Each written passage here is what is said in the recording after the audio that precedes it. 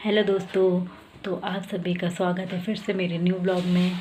तो आशा करती हूँ आप सब लोग अच्छे होंगे। मैं और मेरा परिवार भी भगवान की कृपा से ठीक है। तो मैं आज के ब्लॉग में आपको हनु, हमारे घर में सबसे छोटे नन्हे सदस्य जो है उसके बारे में बताऊँगी। हनु जो है कल उसको 2 महीने कंप्लीट हो चुके हैं, तीसरा महीना शुरू हो चुका है। हनु जो है, हनु का पूरा नाम हृदयांश है। वो मंगलवार को पैदा होता है इसलिए हम उसे हनु कहते हैं। और हृदयांश जो है 18 अक्टूबर को पिथौरागढ़ फीमेल हॉस्पिटल में पैदा हुआ था।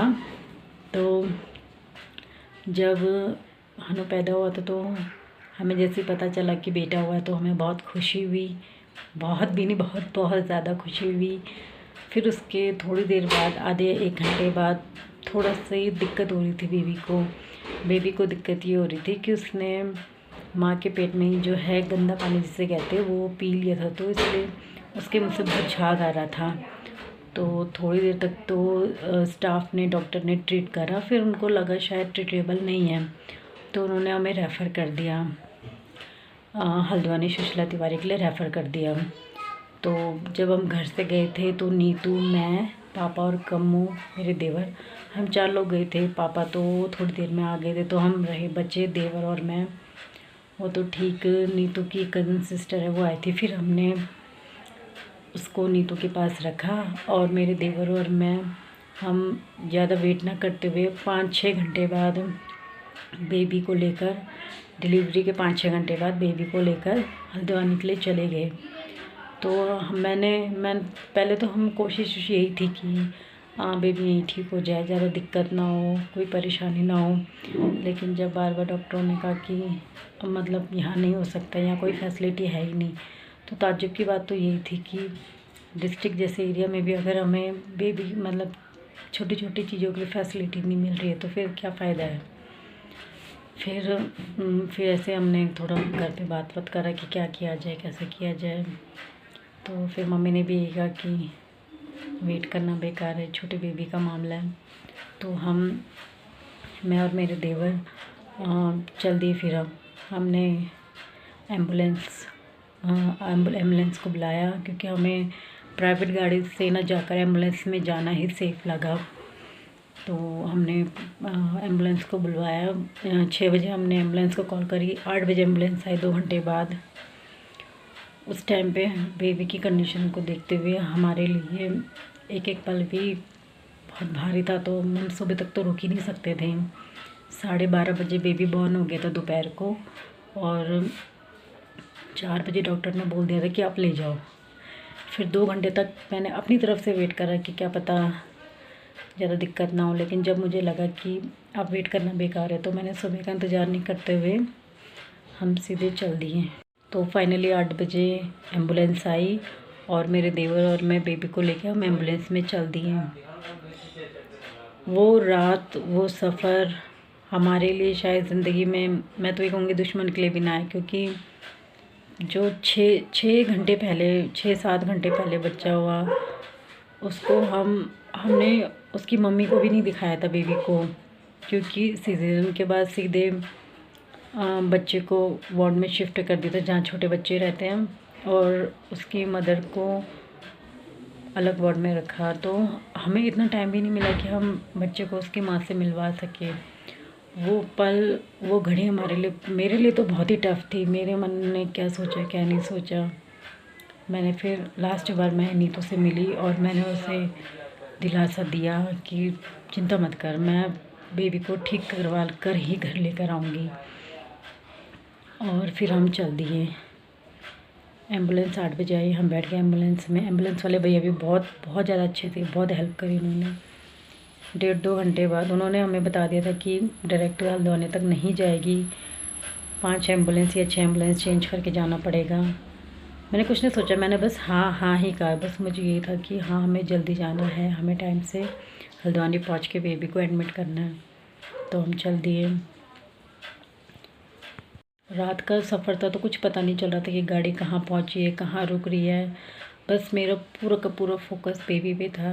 मैं बेबी को अपने गोदी पे लेके बैठी थी। उसे एक तरफ से ड्रिप चल रही थी, एक तरफ से उसे ऑक्सीजन चल रही थी। मेरा पूरा का पूरा ध्यान उस पे था। मेरे लिए तूफ़ान में हाथ में दिया रख कर बेबी को ले जाने के जैसा हुआ था, क्योंकि मैंने बहुत चीज़ें सोची उस समय अपने मन में। वो या तो मैं जानती हूँ, भगवान ही जानता मेरा। तो हम चल दिए। फिर एक जगह रास्ता ख़राब था, भैया ने कहा कि एम्बुलेंस यहीं तक ही जाएगी, इससे आगे आपको दूसरी एम्बुलेंस में जाना होगा। और रास्ता इतना ख़राब था कि जैसे हमने गाड़ी से पैर बाहर रखा, मुझे समझ नहीं कि मैं पैर कहाँ पर रखूँ, क्योंकि उस दिन उससे कुछ टाइम पहले बारिश हुई थी, तो थोड़ा रास्ता ख़राब ही था। और उसी दिन और बारिश हुई तो रास्ता और भी ज़्यादा ख़राब हो गया था। फिर भैया ने बेबी को पकड़ा, और जो बहुत ज़्यादा रास्ता ख़राब था, तो उन्होंने हमें वो पार करवा दिया। फिर मैं बेबी को लेके सेकंड एम्बुलेंस में चली गई। फिर उसके बाद हम सेकंड एम्बुलेंस से और आगे को गए। अब मुझे तो इतना पता नहीं चला कि कहाँ कहाँ पर मैं एम्बुलेंस रुकी थी, बस चेंज कर रहे थे हम। फिर एक जगह और रास्ता ख़राब था, वहाँ तो बिल्कुल ही कीचड़ कीचड़ था, लेकिन मैं मतलब इजीली बेबी को लेके चले, मतलब पकड़ कर चल ले रही थी। बाकी फिर मेरे देवर सामान ले आ रहे थे, जो भी था हमारा लगेज वगैरह। ऐसे करते करते हमने 5 एम्बुलेंस चेंज करके हम सुबह के 7 बजे हल्द्वानी सुशीला तिवारी पहुँचे। बहुत बहुत टफ़ था ये सब कुछ, लेकिन ऊपर वाले ने अगर हमें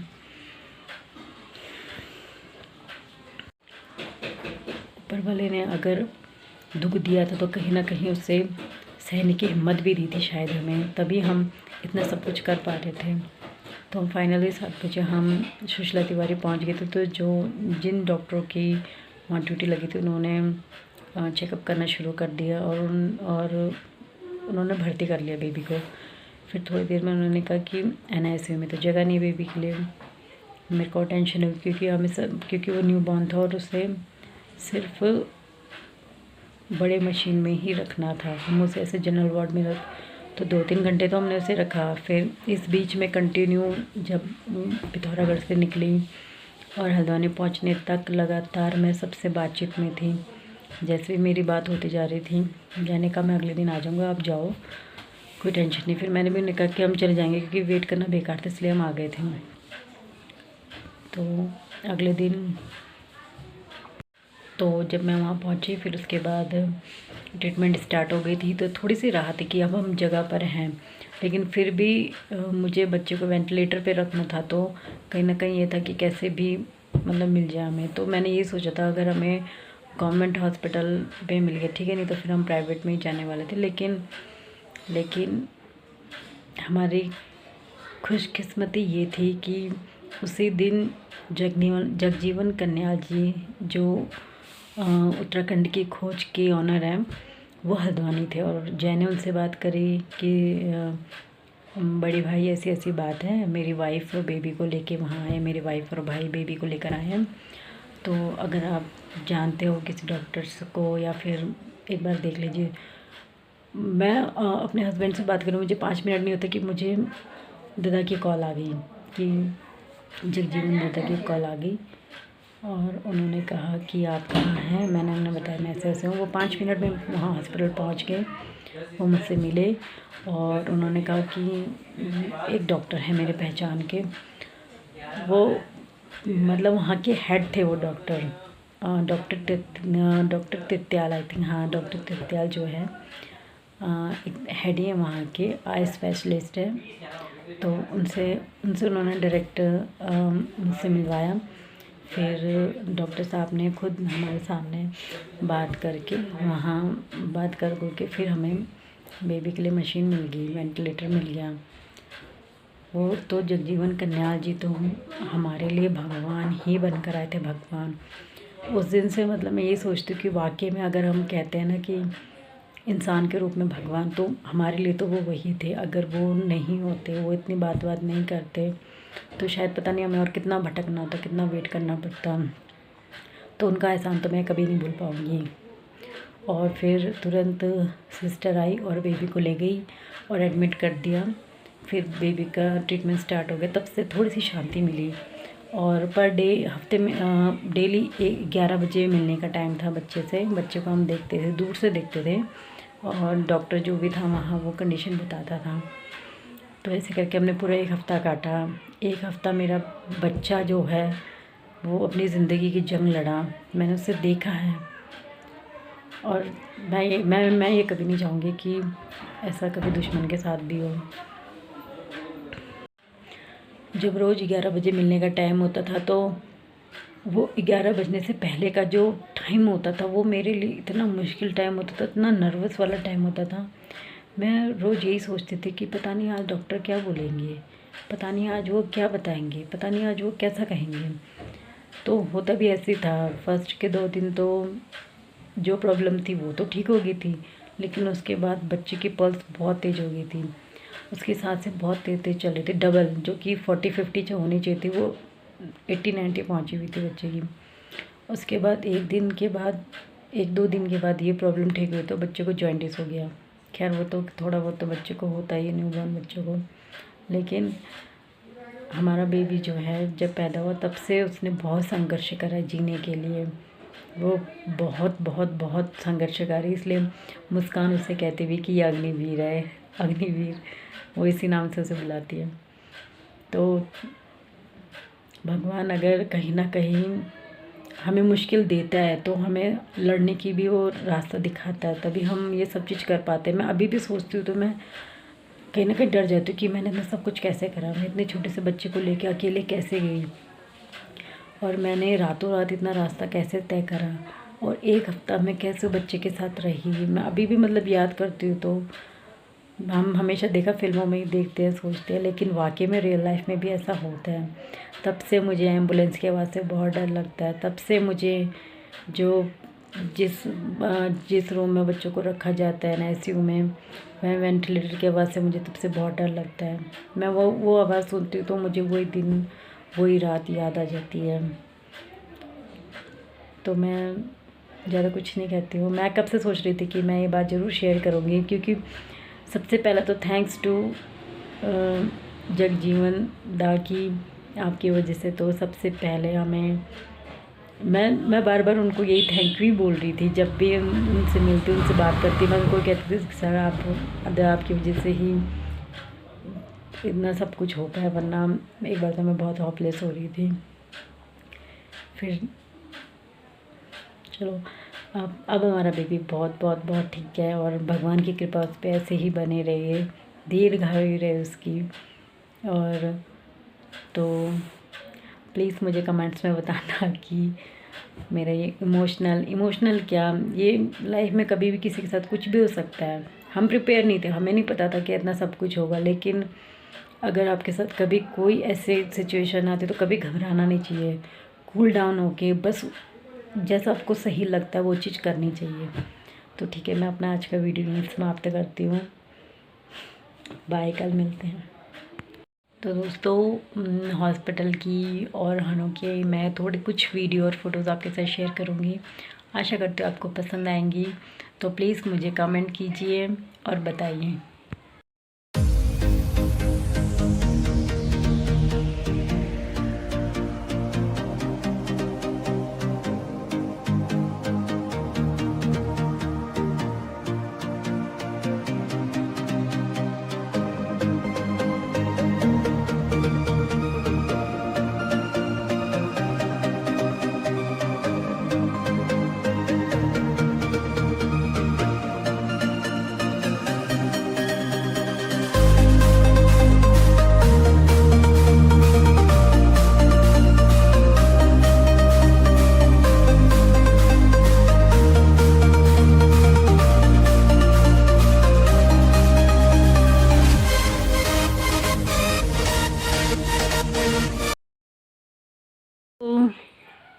तो आज हमारे हनु को हो चुके हैं 2 मंथ कंप्लीट। तो हम छोटा सा सेलिब्रेशन कर रहे हैं। हमारा बेबी हो चुका है 2 महीने का पूरा। आज से इसको 3रा महीना स्टार्ट हो चुका है। भैया को पारी करो, हैप्पी बर्थडे बोलो भैया को।